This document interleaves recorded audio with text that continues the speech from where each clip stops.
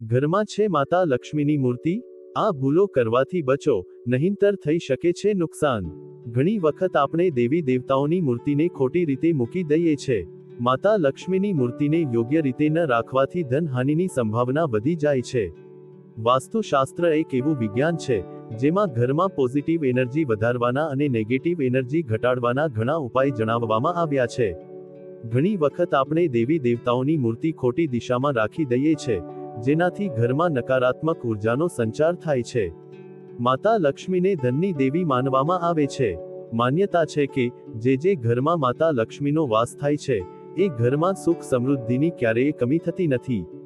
વાસ્તુ વિદ્યા અનુસાર, ચાલો જાણીએ દેવી લક્ષ્મીની મૂર્તિ કઈ દિશા, જગ્યા અને સ્થિતિમાં રાખવું સારું રહેશે.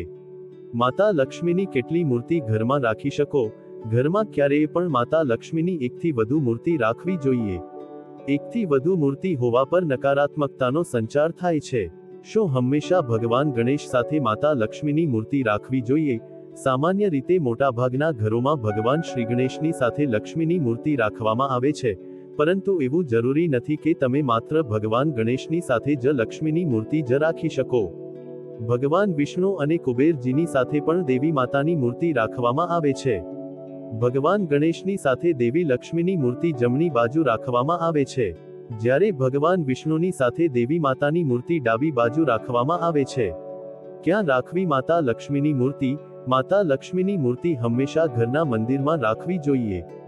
ધ્યાન રાખો કે માતા લક્ષ્મીની મૂર્તિ તમે જમીન પર ના રાખો. જો ઘરમાં મંદિર નથી તો કોઈ ટેબલ અથવા ચોકી પર મૂર્તિને સ્થાપિત કરો. માતા લક્ષ્મીની મૂર્તિ કઈ દિશામાં રાખવી?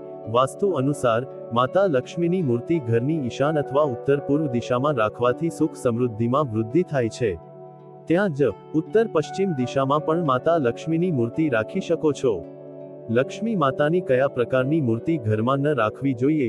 હંમેશા માતાની એવી તસવીર લાવો જેમાં માતાજી કમળના આસન પર બિરાજમાન હોય. લક્ષ્મી માતાની ઊભેલી અવસ્થામાં મૂર્તિ નહીં રાખવી જોઈએ. એ પણ ધ્યાન રાખો કે મૂર્તિ તૂટેલી અથવા બળેલી કે ખંડિત ન હોય. તો મિત્રો, તમને આ વિડિયો કેવો લાગ્યો જરૂરથી કમેન્ટ કરજો. જો સારો લાગ્યો હોય તો વિડિયોને લાઈક અને શેર કરજો અને અમારી ચેનલને સબસ્ક્રાઇબ કરજો. વિડિયો અંત સુધી જોવા બદલ ખૂબ ખૂબ આભાર. જય શ્રી કૃષ્ણ. રાધે રાધે.